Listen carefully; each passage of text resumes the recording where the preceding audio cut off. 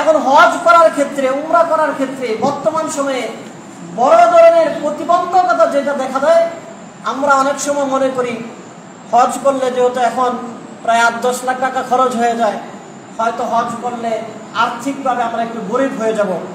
নবীজি সাল্লাল্লাহু আলাইহি ওয়াসাল্লাম এক হাদিসের মধ্যে বলেছেন, আব্দুল্লাহ ইবনে আব্বাস রাদিয়াল্লাহু আনহু থেকে এই হাদিস, নবীজি সাল্লাল্লাহু আলাইহি ওয়াসাল্লাম বলেন, তাবিউ বাইনাল হজ ওয়াল উমরা, যে তোমরা হজ এবং উমরা ধারাবাহিকভাবে আদায় করবে, একটার পর একটা। হয়তো আগে হজ পরে উমরা, হয়তো পরে উমরা আগে হজ, এরকম যদি কোনো ব্যক্তি এইভাবে আদায় করে, ফাইন্নাহা ইয়ানফি আনিল ফাকর ওয়াদ দুনুব, এই ধারাবাহিকতার সাথে হজ উমরা আদায় করলে এমন ভাবে তার গুনাহ মিটে যাবে আর তার দরিদ্রতা দূর হয়ে যাবে।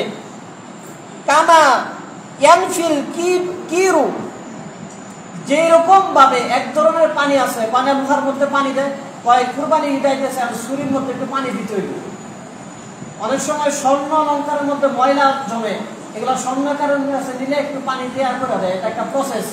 নবীজি সাল্লাল্লাহু আলাইহি ওয়াসাল্লাম হাদিসে এই উদাহরণ দিতেছেন যে লোহা থেকে, স্বর্ণ থেকে, রূপা থেকে যেরকম পানির মাধ্যমে নির্দিষ্ট প্রক্রিয়ায় ময়লাগুলো দূরীভূত করা হয়, যে ব্যক্তি ধারাবাহিকভাবে হজ এবং উমরা আদায় করবে, এই হজ এবং উমরা আদায়ের মাধ্যমে ওই ব্যক্তির গুনাহ এবং দারিদ্রতা এইভাবে দূর হয়ে যাবে। সুবহানাল্লাহ।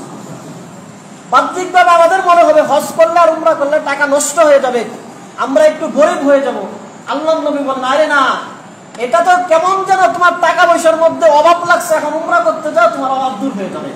স্বর্ণের মধ্যে ময়লা পড়ছে, স্বর্ণকারের কাছে নিয়ে যাও, পানি দিয়ে দিবে। ছুরির মধ্যে ময়লা লাগছে, লোহার মধ্যে জং ধরছে, এখন কামারের কাছে নিয়ে যাও, সে এটার মধ্যে পানি দিয়ে দেবে, চকচকা হয়ে যাবে।